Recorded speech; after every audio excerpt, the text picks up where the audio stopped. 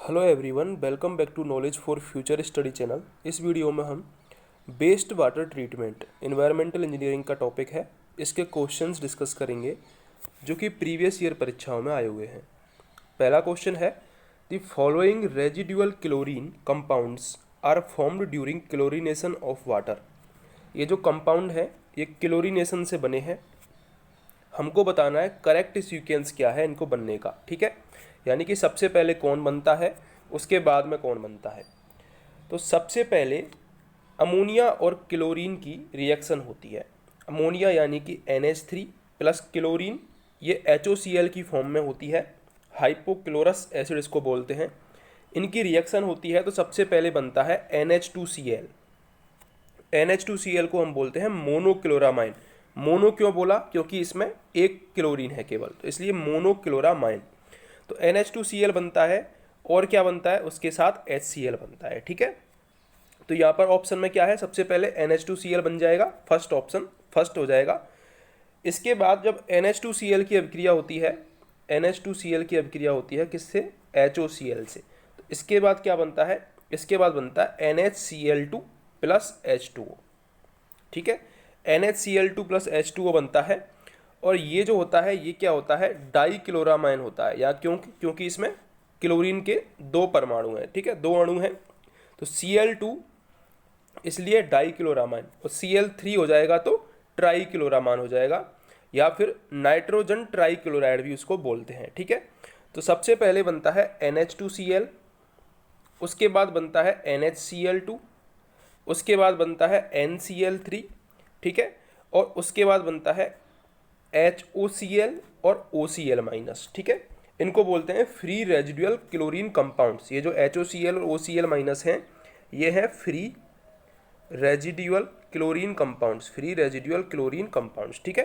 तो हमारी जो सीक्वेंस हो जाएगा वो क्या हो जाएगा, पहले नंबर पर NH2Cl, उसके बाद NHCl2, उसके बाद NCl3, उसके बाद HOCl, उसके बाद OCl माइनस, ठीक है। तो सी ऑप्शन हमारा करेक्ट हो जाएगा। अगले क्वेश्चन पर चलते हैं। अगला क्वेश्चन है, हमको एक तरफ दे रखा है वाटर सोर्स का टाइप, यानी कि जो पानी है उसका सोर्स क्या है, दूसरी तरफ हमको ट्रीटमेंट दे रखा है। बहुत इंपॉर्टेंट क्वेश्चन है, इससे 4 क्वेश्चन आपके हो जाएंगे, ठीक है। तो 4 क्वेश्चन कैसे होंगे देखते हैं। पहला है सरफेस वाटर। सरफेस वाटर यानी कि जो सरफेस पे जो पानी है, किस में होता है सरफेस पर पानी, रिवर में या फिर कैनाल में। यहाँ पर हम समुद्र की बात नहीं कर रहे हैं क्योंकि समुद्र का पानी काम में नहीं आता है, ठीक है। सरफेस वाटर रिवर और कैनाल में होता है। सरफेस वाटर में क्या क्या अशुद्धियाँ होती हैं, सरफेस वाटर में होता है inorganic suspended matter. Inorganic suspended matter, ये जरूर याद रखना है आपको, सस्पेंडेड। तो inorganic suspended matter, organic suspended matter और पैथोजेंस भी होते हैं, क्योंकि जो अपशिष्ट पदार्थ हैं वो सरफेस वाटर में ही जाके मिलते हैं। जितना भी वाटर पॉल्यूशन है वो सरफेस वाटर सोर्सेस में ज़्यादा पॉल्यूशन होता है, ठीक है। तो पैथोजेंस प्रेजेंट होते हैं सरफेस वाटर में। और ये सरफेस वाटर होता है वो सॉफ्ट होता है और लेस करोजिव होता है, सॉफ्ट होता है और लेस करोजिव होता है देन ग्राउंड वाटर। तो जो सरफेस वाटर है, सरफेस वाटर के लिए जो हम मेनली प्रोसेस यूज में लेते हैं वो लेते हैं हम कोगुलेशन। ट्रीटमेंट के लिए बता रहा हूँ मैं ये, ठीक है। कोगुलेशन, उसके बाद फ्लोकुलेशन, सेडिमेंटेशन, फिल्टरेशन और उसके बाद डिसइंफेक्शन, ठीक है। ये प्रोसेस हम किसके लिए यूज में लेते हैं, ये हम लेते हैं सरफेस वाटर के लिए, ठीक है। सरफेस वाटर के लिए हो गया, तो यहाँ पर कोगुलेशन, फ्लोकुलेशन, सेडिमेंटेशन, उसके बाद फिल्ट्रेशन और डिसइंफेक्शन, ठीक है, ये हम काम में लेते हैं। अब नेक्स्ट है हमारा वाटर फ्रॉम इनफिल्ट्रेशन गैलरी। क्या है, वाटर फ्रॉम इनफिल्ट्रेशन गैलरी। तो वाटर फ्रॉम इनफिल्ट्रेशन गैलरी के लिए हम, इनफिल्ट्रेशन गैलरी का मतलब है ग्राउंड वाटर ही हो गया एक तरीके से ये इनफिल्ट्रेशन। तो ग्राउंड वाटर हो गया। ग्राउंड वाटर के लिए हम क्या करते हैं, ग्राउंड वाटर के लिए हम एरिएशन काम में लेते हैं, ठीक है, यानी कि हवा प्रोवाइड करवाते हैं उसमें। तो एरेशन, जिससे कि उसमें से जो गैसेज हैं वो बाहर निकल जाती हैं, aeration, coagulation, sedimentation and disinfection, ये हम काम में लेते हैं इनफिल्ट्रेशन गैलरी से जो वाटर प्राप्त होता है हमको। अब आता है थर्ड, लेक और पॉन्ड। लेक और पॉन्ड में क्या होता है, एल्गी प्रेजेंट होती है। ये जो एल्गी होती है, इस एल्गी के कारण क्या होता है, उसमें ऑर्डर आ जाता है और उसका टेस्ट खराब हो जाता है। ऑर्डर, टेस्ट और कलर ये खराब हो जाता है। और आपने देखा होगा लेक में टर्बिडिटी भी बहुत ज़्यादा होती है, तो टर्बिडिटी भी ज़्यादा होती है। इसलिए एल्गल ग्रोथ को कम करने के लिए हम कौन सा ट्रीटमेंट काम में लेते हैं? लेक वाटर में जब एल्गल ग्रोथ को कम करने के लिए हम CuSO4 ट्रीटमेंट काम में लेते हैं। बहुत इंपॉर्टेंट क्वेश्चन है ये, ऑब्जेक्टिव में पूछा जाता है कि एल्गल ग्रोथ को कम करने के लिए कौन सा ट्रीटमेंट हम काम में लेते हैं, तो कॉपर सल्फेट ट्रीटमेंट हम एल्गल ग्रोथ के लिए करते हैं। ठीक है, अब यहाँ पर कौन सा आ जाएगा? सी में मैच करेगा थर्ड वाला, क्योंकि एल्गल ग्रोथ हो रही है तो CuSO4 ट्रीटमेंट, उसके बाद कोगुलेशन, सेडिमेंटेशन, फिल्ट्रेशन और डिसइंफेक्शन। ठीक है, ये हम काम में लेंगे। जो फोर्थ है वो है ट्यूबवेल वाटर। ट्यूबवेल वाटर होता है ग्राउंड वाटर, ठीक है, जो कि धरती के नीचे से निकलता है। ठीक है, तो जो ट्यूबवेल वाटर होता है उसमें हम केवल डिसइंफेक्शन काम में लेते हैं, उसमें केवल हम डिसइंफेक्शन काम में लेते हैं। ठीक है, तो ये क्वेश्चन आ सकता है कि ट्यूबवेल वाटर को ट्रीट करने के लिए कौन सी प्रोसेस काम में लेते हैं? डिसइंफेक्शन काम में लेते हैं। दोबारा से रिपीट कर देता हूँ। सरफेस वाटर में ऑर्गेनिक सस्पेंडेड और इनऑर्गेनिक सस्पेंडेड मैटर होता है, इसलिए कोगुलेशन, फ्लोकुलेशन, सेडिमेंटेशन, फिल्टरेशन और उसके बाद डिसइंफेक्शन। ठीक है, इनफिल्ट्रेशन गैलरी इसके लिए हम काम क्या लेते हैं? एरिएशन काम में लेते हैं, यानी कि उसमें वायु छोड़ते हैं। ठीक है, लेक और पॉन्ड वाटर में एल्गल ग्रोथ होती है, इसलिए CuSO4 ट्रीटमेंट जरूरी होता है। ट्यूबवेल वाटर के लिए केवल हम डिसइंफेक्शन यूज करते हैं। तो ये हो गया 4 क्वेश्चन आपको यहाँ से याद रखने हैं। अगला क्वेश्चन हमको एक फ्लो चार्ट दे रखा है और हमसे पूछा है कि नालगोंडा ट्रीटमेंट में it is propose to defluoride the water using Nalgonda treatment, then it should be done. ये हमसे पूछा है। सबसे पहले तो आपको यही याद रखना है कि जो नालगोंडा टेक्निक है, नालगोंडा टेक्निक, इस पर एक क्वेश्चन बनता है कि किस लिए काम में आती है। ये डीफ्लोराइडेशन के काम में आती है, यानी कि फ्लोराइड को कम करने के काम में आती है। इसमें हम यूज में क्या लेते हैं? नालगोंडा टेक्निक में हम एलम यूज में लेते हैं। ठीक है, ये जरूर याद रखना है आपको, दोनों क्वेश्चन इंपॉर्टेंट हैं, एग्जाम में पूछे जाते हैं। ठीक है, एलम को हम एल्युमिनियम साल्ट भी बोलते हैं। ठीक है, फ्लोराइड को रिमूव करने के काम में आती है, दोनों आपको याद रखने हैं, पूछे जाते हैं। अब जो नालगोंडा टेक्निक है उसमें हम लाइम मिलाते हैं। ठीक है, क्या मिलाते हैं? लाइम और सोडियम कार्बोनेट, दो चीज़ें मिलाते हैं हम नालगोंडा टेक्निक में, लाइम और सोडियम कार्बोनेट। सोडियम कार्बोनेट का फॉर्मूला क्या होता है? सोडियम कार्बोनेट का फॉर्मूला होता है Na2CO3। ठीक है, तो सोडियम कार्बोनेट और लाइम मिलाते हैं। लाइम क्या करता है? ये एल्कलिनिटी को बढ़ाता है, लाइम एल्कलिनिटी को बढ़ाता है। ठीक है, इससे क्या होता है कि जो रेजिडुअल एलम है वो ट्रीटेड वाटर में नहीं बचता है। लाइम की वजह से जो रेजिडुअल एलम है वो ट्रीटेड वाटर में नहीं बचता है, इसलिए हम क्या करते हैं? After adjusting the dose of lime and alum हम यूज करते हैं नालगोंडा टेक्निक। तो ए ऑप्शन यहाँ पर करेक्ट हो जाएगा। अगला क्वेश्चन है tapered flocculation is more efficient when compare to conventional process of flocculation. तो ये बिल्कुल करेक्ट है। ठीक है, राइट है ये एसर्शन। जो टेपर्ड फ्लोकुलेशन होता है वो ज़्यादा एफिशिएंट होता है कंपेरेटिवली कन्वेंशनल फ्लोकुलेशन से। सेकंड है हमारा रीजन क्या है इसका? Tapered flocculation velocity gradient at the inlet is less than at the outlet, जो कि बिल्कुल गलत है। क्यों गलत है? क्योंकि जो वेलोसिटी ग्रेडियंट होता है G, यदि उसकी वैल्यू ज़्यादा होगी तो हमारा क्या होगा? लार्ज फ्लॉक बनेंगे और लार्ज फ्लॉक क्या होते हैं? जल्दी सेटल हो जाते हैं। ठीक है, इसलिए ये एडवांटेजियस है कि हमारी G की वैल्यू ज़्यादा हो, वेलोसिटी ग्रेडियंट की वैल्यू क्या हो? इनलेट पर ज़्यादा हो, ना कि कम, जो कि हमको बोल रखा है लेस देन, जो कि बिल्कुल गलत हो जाएगा। इनलेट पर वेलोसिटी ग्रेडियंट ज़्यादा होना चाहिए। अगला क्वेश्चन इंपॉर्टेंट है। ठीक है, पूछा जाता है ये। Presence of E. coli bacteria in water indicates that the water is polluted with फैकल डिस्चार्ज। बिल्कुल सही है ये। यदि वाटर में पैथोजेंस प्रेजेंट है या नहीं, फैकल डिस्चार्ज है या नहीं, इसको अगर हमको मीजर करना है, पता करना है, तो उसमें हम इकोली टेस्ट की सतह से करेंगे उसको। ठीक है, इकोली बैक्टीरिया ये शो करते हैं वाटर इज पॉल्यूटेड विद फैकल डिस्चार्ज। अगला है इकोली इज पैथोजेनिक बैक्टीरिया, जो कि बिल्कुल गलत है। जो इकोली है वो नॉन पैथोजेनिक बैक्टीरिया है, नॉन पैथोजेनिक बैक्टीरिया। ये क्वेश्चन पूछा जा सकता है आपसे कि इकोली पैथोजेनिक बैक्टीरिया है या नहीं, तो इकोली नॉन पैथोजेनिक बैक्टीरिया है, ये आपको जरूर याद रखना है। ठीक है, और जो इकोली की जो डाई ऑफ रेट होती है वो लॉगरिथमिक होती है, ये भी आपको याद रखना है, लॉगरिथमिक डाई ऑफ रेट होती है। अगला क्वेश्चन है, हमको ट्रीटमेंट जो कि सैलिनिटी को रिड्यूस करता है उसका बताना है कि सैलिनिटी को कौन सा ट्रीटमेंट रिड्यूस करता है। सैलिनिटी किस कारण से होती है? सैलिनिटी होती है क्लोराइड के कारण से, ठीक है।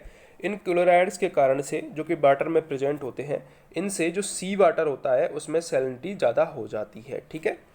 और इसको हम इंडस्ट्रियल और डोमेस्टिक बेस्ड से ये ज़्यादा बढ़ती है, ठीक है।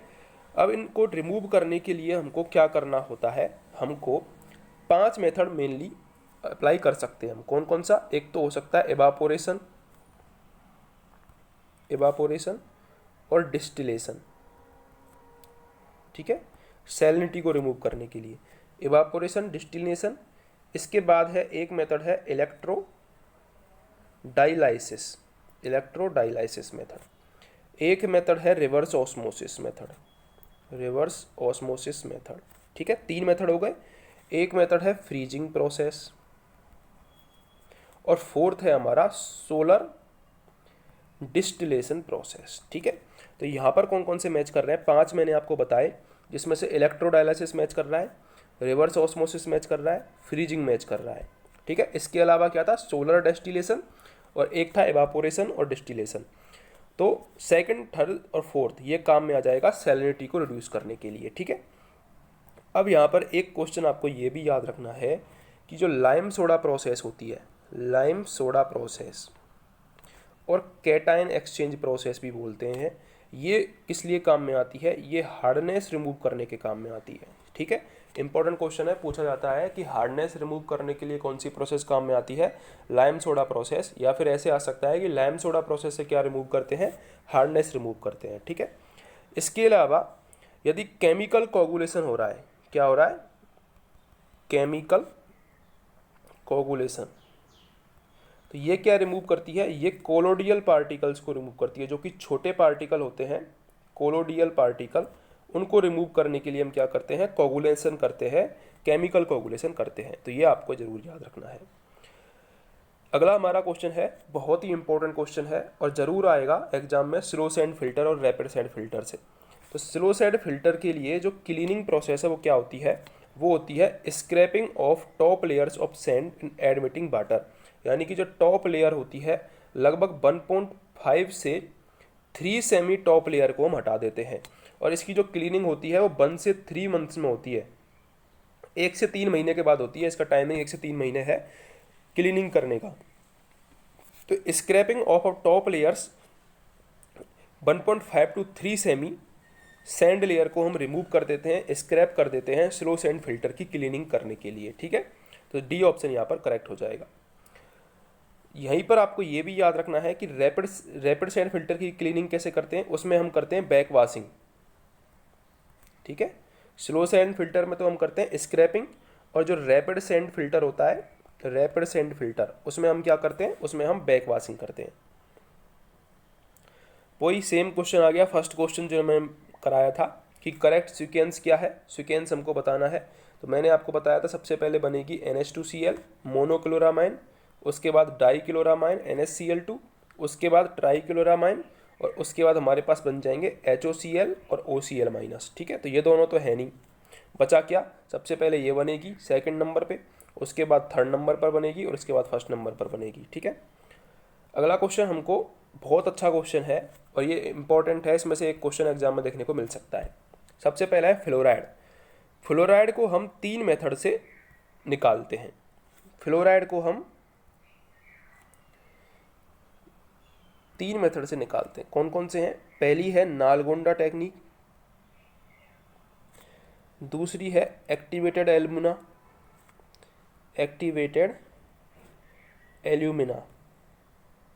ठीक है, और तीसरी है हमारी बोन चारकोल। ये तो मेन मेथड है जो मैं बता रहा हूँ, ठीक है। और भी विधियाँ हैं, तो बोन चारकोल, नालगोंडा और एक्टिवेटेड एल्यूमिना, इनसे हम निकालते हैं मेनली। नालगोंडा टेक्निक में हम क्या यूज़ करते हैं? नालगोंडा टेक्निक में हम एलम यूज़ करते हैं, जिसको एल्युमिनियम साल्ट बोला जाता है। तो यहाँ पर आपको दिख रहा होगा फ्लोराइड्स को हम कैसे रिमूव कर सकते हैं? एक्टिवेटेड एल्यूमिना से कर सकते हैं, और नालगोंडा टेक्निक यानी कि एलम से कर सकते हैं। इसके अलावा यदि बोन चारकोल होता उससे भी हम फ्लोराइड को रिमूव कर सकते हैं, ठीक है। सेकंड है मैंगनीज।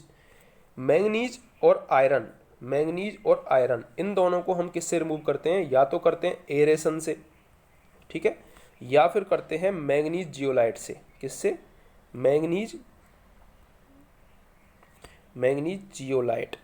जियोलाइट तो आपको पता ही होगा, ठीक है। तो हाइड्रेटेड एल्यूमिनो सिलिकेट होता है ये जियोलाइट। जियोलाइट क्या होता है, ये क्वेश्चन भी आता है एग्जाम में। जियोलाइट क्या होता है, hydrated alumino silicate, hydrated alumino silicate होता है जियोलाइट, ठीक है। तो जियोलाइट से हम और एरेशन से हम मैंगनीज को रिमूव करते हैं, तो यहाँ पर मैंगनीज में थर्ड मैच कर जाएगा, मैंगनीज जियोलाइट, ठीक है। बचा टेस्ट और ऑर्डर। टेस्ट और ऑर्डर के भी मेनली 3 मेथड हैं रिमूव करने के। या तो आप कर सकते हो एरेशन से, ठीक है, या आप कर सकते हो कॉपर सल्फेट से CuSO4 से, या आप कर सकते हो एक्टिवेटेड कार्बन से। मेनली एक्टिवेटेड कार्बन का जरूर याद रखना है आपको, लिख देता हूँ बड़े अक्षरों में। टेस्ट एंड ऑर्डर हम यूज करते हैं एक्टिवेटेड कार्बन, ठीक है। टेस्ट एंड ऑर्डर को रिमूव करने के लिए एक्टिवेटेड कार्बन यूज करते हैं, जो कि दे भी रखा है ऑप्शन में, फर्स्ट ऑप्शन, ठीक है। आपको एक चीज़ जरूर यहाँ पर याद रखनी है कि जो कॉपर सल्फेट है इसको हम टेस्ट और ऑर्डर के लिए भी करते हैं, और जो टेस्ट एंड ऑर्डर प्रेजेंट होता है वो एल्गल ग्रोथ की वजह से होता है। तो ये आपको जरूर याद रखना है, मैंने पहले ही बता चुका हूँ फर्स्ट क्वेश्चन में कि एल्गल ग्रोथ को कम करने के लिए CuSO4 हम काम में लेते हैं। अगले क्वेश्चन पर चलते हैं। अगला क्वेश्चन हमको डिजाइन पीरियड के बारे में दे रखा है कि डिजाइन पीरियड के बारे में इनमें से क्या सही है। फर्स्ट पढ़ते हैं, it is concern with economy of investment, बिल्कुल सही है। इकोनॉमी ऑफ इन्वेस्टमेंट को देखने के लिए हम डिजाइन पीरियड देखते हैं, कितना डिजाइन के लिए हमको डिजाइन करना है, कितना पीरियड के लिए डिजाइन करना है। It takes into account aspects like life and durability, ease and difficulty in capacity, increase of installation, ये भी करेक्ट है। हम डिज़ाइन करते टाइम ये ज़रूर याद रखते हैं कि उसकी लाइफ क्या होगी, ड्यूरेबिलिटी क्या होगी उस स्ट्रक्चर की, डिफ़िकल्टी होगी उसकी कैपेसिटी में, या फिर पॉपुलेशन बढ़ेगी तो उसकी कैपेसिटी को फुलफिल कर पाएगी या नहीं, ठीक है। Consider the frequency of occurrence of extreme river flow. River flow यदि बढ़ रहा है, घट रहा है, तो उसको लिए भी उसको डिजाइन करते समय ध्यान में रखा जाता है। It is concern with estimating future requirements, जो मैंने आपको बताया था कि पॉपुलेशन बढ़ रही है तो उसको ध्यान में रखकर भी हमको डिज़ाइन करना होता है। तो डिज़ाइन पीरियड के लिए चारों बातें इंपॉर्टेंट थी, तो चारों करेक्ट हो जाएंगी इसमें, फर्स्ट सेकंड थर्ड फोर्थ। अगर आपको वीडियो हेल्पफुल लगी हो तो चैनल को सब्सक्राइब जरूर करके जाएं, बेल आइकन को जरूर दबा दें